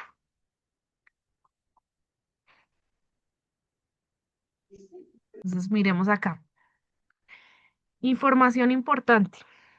El agua destilada, lo que les mencionaba hace un momentico, es agua purificada mediante ebullición y condensación, que elimina impurezas y pues también iones, minerales, microorganismos. En dado caso que se puede decir que el agua destilada es casi pura. ¿Qué características tiene? Es inodora, incolora, es insípida, no es potable, es decir, no se puede tomar, consumir. Es ideal para usos industriales como laboratorios, reactivos, planchas de vapor, cosmética y baterías. Y por este otro lado tenemos el cloruro de sodio, que es el que les mencionaba, la sal. ¿Listo? Si miramos acá, acá tenemos el agua destilada o el agua estéril. Y por este otro lado tenemos la sal, cloruro de sodio, ion positivo de sodio, ion negativo de cloro. Seguimos. ¿Cuál sería la opción de respuesta correcta según todo el análisis que hicimos? Si miramos acá, la opción de respuesta sería la opción C. ¿Sí? Recordemos que no solamente estamos aumentando el soluto, sino que también estamos aumentando el solvente. Entonces, a mayor cantidad de solvente, mayor soluto me va a poder soportar a una temperatura ya establecida, a una temperatura ya dada. Opción de respuesta correcta sería la C para la pregunta número 3. Vamos a ir a la pregunta número 4. Y en la pregunta número 4 tenemos un bloque de hielo seco. ¿Alguien sabe qué es el hielo seco? Eso no es un hielo artificial. Bueno, podría ser, es un hielo artificial, me dicen por ahí. ¿Qué más han oído del hielo seco? ¿El hielo seco, ustedes creen que se puede consumir, comer? No, porque el hielo seco es de un químico. Ajá, de un químico. Muy bien. Sale de un químico. Bien, generalmente lo vemos en estos retos o lo han hecho o lo han popularizado mucho ahorita en las redes sociales, en retos e influencer y eso. Porque se utiliza, bueno, inicialmente se utiliza para refrigerar, conservar productos que son sensibles a humedad y es adecuado para muchas otras aplicaciones, como los eventos, eh, animar eventos, conservación también de alimentos, refrigerado, limpiezas criogénicas, entre otras muchas cosas más. Pero generalmente pues lo vemos en redes sociales como ese vapor que sale en forma gaseosa que desprende este compuesto. Básicamente el hielo seco es, para resumirles, es el dióxido de carbono, que es el que nosotros expiramos al momento de la respiración. Entonces, esa es la cantidad de gas que nosotros botamos a través de la respiración o el producto resultante de nuestra respiración. Entonces, básicamente nosotros consumimos oxígeno y sacamos o expiramos dióxido de carbono. Entonces, el dióxido de carbono nosotros lo conocemos por ser un gas contaminante. Entonces, sí hemos oído que las emisiones de dióxido de carbono han subido y gracias a esto ha aumentado el calentamiento global, el cambio climático y todo eso. Sí lo hemos oído, ¿verdad? Por este, pues, gas que es el dióxido de carbono. Por eso también muchos de los programas ambientales nos inspiran a sembrar vegetales o hacer crecer plantas, porque pues ellas a través de la fotosíntesis y de su respiración, ellas van a consumir el dióxido de carbono y lo van a convertir en oxígeno. Entonces ellas consumen el dióxido de carbono o ese es uno de sus productos o reactivos iniciales para la reacción de la fotosíntesis y dan lugar al oxígeno. Entonces por eso es que también se habla que las plantas pues son los pulmones de la tierra, los que nos permiten básicamente a nosotros respirar. Entonces ahora sí, ¿qué relación tiene que el hielo seco? Bueno, nosotros conocemos el dióxido de carbono por este proceso que yo les mencionaba aquí, ¿no? La respiración, es decir, lo conocemos en estado gaseoso. Pero el hielo seco cuando está en estado, o bueno, el dióxido de carbono cuando está en estado sólido, se ve así como el hielo seco, por eso no se puede consumir. Un bloque de hielo seco nos dice la pregunta sólido, acá nos están diciendo en qué estado está, cambia del estado sólido al gaseoso, es decir, este no cambia, o bueno, no va a ir de, o no va a pasar por el estado líquido, sino que inmediatamente va a ir del estado sólido al estado gaseoso. Entonces, si alguien se acuerda cómo se llama ese proceso de cambiar del estado sólido al estado gaseoso, ¿alguien se acuerda que yo les explicaba algo como de los estampados de de las camisetas? ¿Sí? ¿Alguien se acuerda? No. Bueno, entonces ese es el proceso de sublimación, el paso del estado sólido de una sustancia al estado gaseoso en condiciones ambientales. Entonces la pregunta nos dice, ¿este cambio de estado determina un cambio en la densidad del dióxido de carbono? Es decir, va a cambiar su densidad. Lo que hablábamos ahorita de la densidad respecto al aceite. Entonces, la densidad básicamente es la masa sobre el volumen. ¿Y listo? Entonces es la relación de la masa que tiene el objeto y el volumen que está ocupando. Teniendo en cuenta la información anterior, tras el cambio de estado, ¿por qué disminuye la densidad del dióxido de carbono? Entonces vamos a mirar las opciones de respuesta. Entonces, ¿por qué creen ustedes que disminuye la densidad del dióxido de carbono al cambiar de estado? Por favor, recuerden todo lo que les mencionaba hace un momento, bueno, al inicio de la clase en donde les mostraba cómo se agrupan las moléculas y cómo van cambiando los átomos en los diferentes estados de agregación de la materia. Entonces, por favor, vamos mirando las opciones de respuesta y me van diciendo por qué opción de respuesta se inclinan más.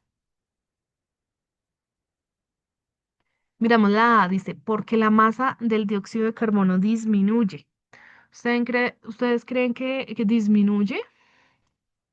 Miramos la B. Dice, porque la distancia entre partículas y volumen aumenta. Miremos la C. La C nos dice, porque la distancia entre partículas disminuye. Y la D nos dice, porque la distancia entre partículas aumenta y su masa disminuye. ¿Sí se acuerdan cómo era el gráfico del estado gaseoso, cierto? Entonces, ¿qué necesitamos para resolver esta pregunta? Vamos a ir a los grafiquitos que teníamos. Entonces, básicamente, inicio explicándoles que el hielo seco es el mismo dióxido de carbono que está en estado sólido y se caracteriza por su temperatura extremadamente baja y su capacidad de sublimar, pasando del estado sólido al gas sin dejar residuos líquidos. Recordemos que la sublimación puede ser de dos tipos, sublimación directa o sublimación inversa, es decir, va a ir de sólido a gaseoso por sublimación directa y va a poder pasar de gaseoso a sólido por sublimación inversa. Puede hacer los dos procesos. ¿Listo? ¿Qué pasa con el hielo seco o qué características tiene? Resulta que al cambiar de estado físico, la masa realmente de la sustancia no cambia, sigue siendo la misma masa. Un ejemplo lo tenemos en el hielo normal, en el agua, la convencional. ¿Qué pasa? Cuando nosotros, si usted pesa un cubo de hielo sin que comience a derretirse, porque eso es un factor importante. Y después pesa, tara primeramente, es decir, ¿qué significa tarar? Quitar el valor inicial del vaso. Usted coloca el vaso en una balanza y lo pone en cero. Ahí va a discriminar el valor del vaso. Después coloca el líquido dentro del vaso y usted va a poder pesar solamente el líquido. Luego va a congelar ese líquido y lo va a desmoldar después de que se haya vuelto hielo y va a pesar, antes de que comience a derretirse, va a pesar ese hielo. Ese hielo tiene que pesar la misma cantidad del agua inicial. ¿Por qué? Porque al cambiar de estado físico, la masa de la sustancia no está cambiando, se va a mantener constante. Los cambios de estado, como el derretir hielo o evaporar agua, son transformaciones físicas, no son transformaciones químicas. O sea, es decir, que la cantidad de materia total, o sea, la masa y la suma de todos los átomos están permaneciendo iguales, aunque toda la sustancia cambie de apariencia, de volumen, de forma, como por ejemplo en el caso del agua líquida a cambiar a hielo, a sólido. ¿Listo? Si nosotros miramos por aquí, tenemos el diagrama del cambio de estado. Se nos va a vencer la grabación. Vamos a salir y a volver a ingresar nuevamente por el mismo link.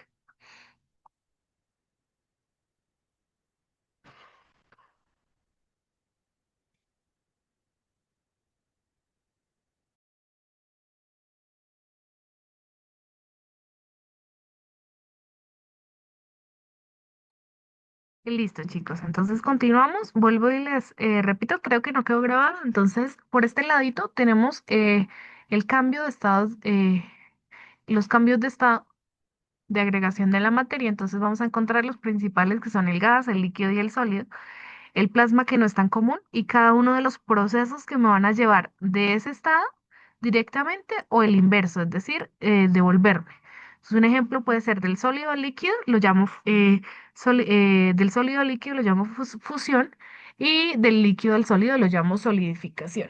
Entonces, ¿qué sucede? Que al cambiar de estado de agregación de la materia, ya sea por cualquier proceso como la solidificación, la fusión, la vaporización, la condensación, la materia va a experimentar un cambio de volumen significativo, pero no me va a estar cambiando de masa, como lo mencionamos hace un momento. Es decir, aunque la masa permanezca constante, el volumen se está modificando. Vuelvo y menciono el ejemplo. Si tengo agua en un vaso redondo, y la pasara a un recipiente cóncavo, bueno, no sé, en un recipiente estrellado, en un recipiente más alto o más corto, ella me va a tomar el volumen del recipiente, es decir, se va a adaptar a ese recipiente. Esto ocurre ya que las distancias entre las moléculas van variando, entonces, según el estado, entonces ya sean sólidos, líquidos, gaseosos, y cada paso o cambio de estado me va generando como ese movimiento em, de las moléculas dentro como del mismo estado, ¿listo? No está, o sea, no se está, eh, espérenme un momento para que me entiendan mejor. O sea, no se está cambiando nada químicamente, sino es un cambio físico. Es decir, solamente estoy cambiando las propiedades iniciales, pero no estoy alterando nada dentro del estado químico de esa sustancia. ¿Listo? Entonces, ¿qué me, ¿qué es importante mencionar? Entonces acá nos dice, siendo el paso a estado gaseoso el que genera el aumento más drástico de volumen. Volvemos al ejemplo anterior, a la primera pregunta. ¿Recuerdan cómo aparecían el vasito? Y acá aparecía la tapita del vasito. ¿Sí recuerdan? Entonces resulta que nos mostraban las moléculas de agua, así como un Mickey Mouse, una cabecita con dos orejitas. Y nos mostraban ahí en disperso todo el gas, ¿verdad? En todo el recipiente. ¿Listo? De la misma manera ocurre cuando veíamos en estado líquido o en estado sólido. ¿Listo? Pero en el estado gaseoso sucede algo muy común y es que el gas, cuando está en un recipiente cerrado, se va a dispersar por todo el recipiente. ¿Por qué? Porque él va a estar en constante movimiento, tratando como en desorden, un poquito de entropía para tratar de salir o dispararse por algún sitio. ¿Listo? Como en el caso de la primera pregunta teníamos que el recipiente era cerrado, ellas estaban, o bueno, todas las moléculas estaban dispersas en el recipiente, lo que generaba un aumento más de volumen. Es decir, yo el gas no lo puedo, a no ser de que lo comprima, no lo puedo llevar al fondo del recipiente ni lo puedo llevar a la parte superior del recipiente, a no ser de que lo esté comprimiendo químicamente o físicamente con algún sistema. Pero, eh, no, o sea, solito no va a suceder eso. Entonces, generalmente él se encuentra eh, por todo el recipiente. ¿Listo? Entonces, importante para este punto, para esta pregunta, cosas importantes. Las partículas en el estado gaseoso se van a expandir mucho más, ¿sí? Se están separando, ¿sí? Están aumentando de volumen hacia el tamaño del recipiente. Entonces, si es un vaso, van a aumentar y el gas va a ocupar todo ese recipiente. Si es una olla, lo mismo va a aumentar y se va a ocupar todo el recipiente. La masa no va a cambiar, sigue siendo el mismo dióxido de carbono, la misma cantidad de gas, pero la masa no está cambiando, el volumen sí está cambiando. Entonces, si el volumen, por lo tanto, está aumentando, la densidad va a disminuir. Entonces, la densidad va a ser mucho más leve. Entonces, miremos por favor aquí estos cuatro punticos que les puse. Entonces, cuando vamos de líquido a gas, es decir, por ebullición o evaporación, las partículas ganan energía. Es decir, va a haber más energía cinética. Se van a mover más libremente y se van a separar, provocando pues el aumento enorme en el volumen, ¿sí? Por ejemplo, el agua se expande mucho más al convertirse en vapor. Ahora, cuando vamos de sólido a líquido por fusión, por lo general esta sustancia se está expandiendo al derretirse, aunque existen excepciones notables como en el agua, que se contrae al pasar de hielo al líquido. Pero en los otros casos vamos a encontrar esto, que cualquier sustancia se expande al derretirse. En los gases, como les mencionaba hace un momento, ellos no tienen un volumen fijo, sino que se expanden o se comprimen fácilmente para llenar cualquier recipiente que los contenga. ¿Qué pasa con los cambios por temperatura? Entonces, los cambios por temperatura, la expansión o la contracción volumétrica ocurre a medida que la temperatura va modificando la distancia promedio entre las partículas. Entonces, conociendo todo esto, vamos a mirar cómo se encuentran dispersas las moléculas en cada uno de los estados. Miren que estas cuatro preguntas que hemos manejado han sido de lo mismo, ¿sí? Del agua. ¿Cómo funciona la molécula del agua? Entonces vamos a mirar acá cómo están dispuestos los átomos en el agua en los diferentes estados. Entonces acá el hielito me indica estado sólido. Entonces, vamos a mirar en estado sólido. Recuerden, todo está compacto, bien organizado, como si fueran filas, como cuando nos piden hacer filas. Entonces, organícese. Todos están unos detrás de otros. O sea, no hay espacio para el desorden ni para el error. Todos están ubicados haciendo perfectas uniones, ¿sí?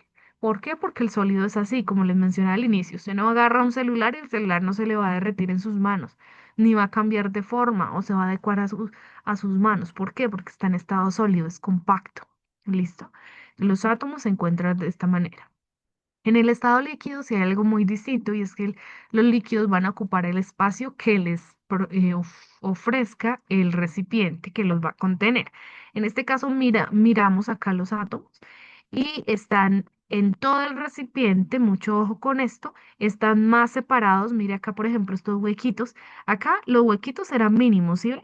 Eran y bien organizaditos, ¿sí? Pero miren acá, entonces ya se forman mucho más espacios en blanco como fantasmitas, eh, dentro, pues en el espacio que están dejando estas moléculas entre sí. Bien, y finalmente vamos al estado gaseoso. Este era el estado líquido, vamos al estado gaseoso. Y en el estado gaseoso encontramos mucha más separación entre las moléculas. Si miran todo este espacio, hay mucha más separación entre las moléculas.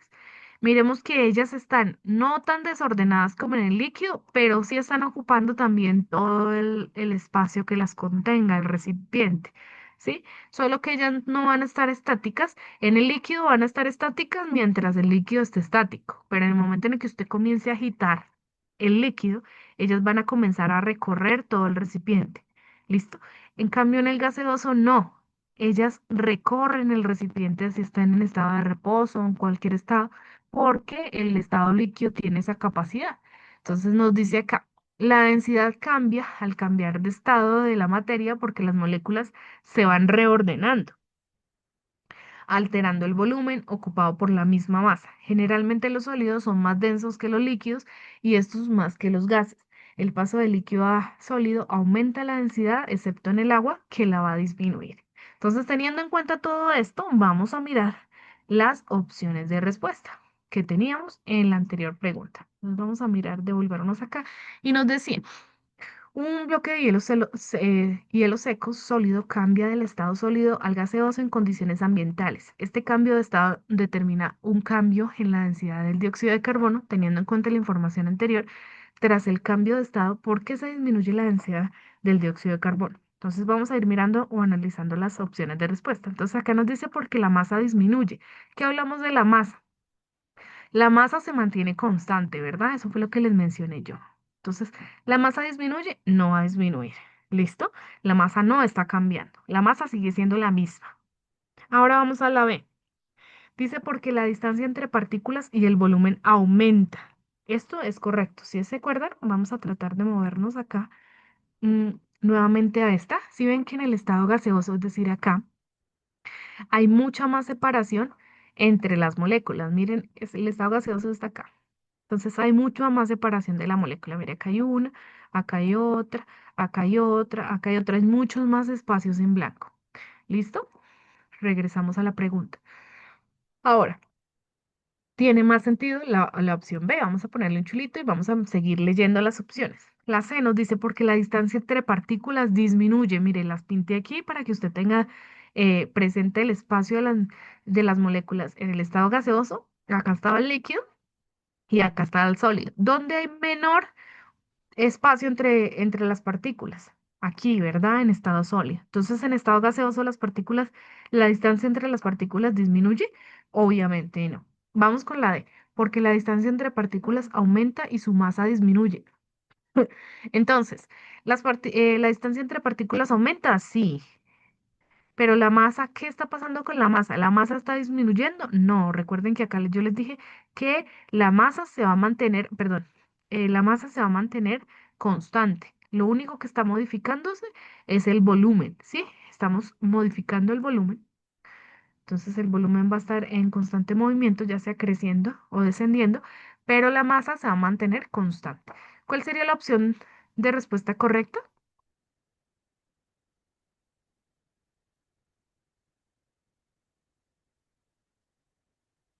La B.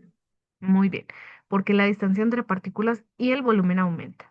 Listo, chicos, esta sería la clase por hoy. Espero que les haya gustado, que haya sido de su agrado. Si tienen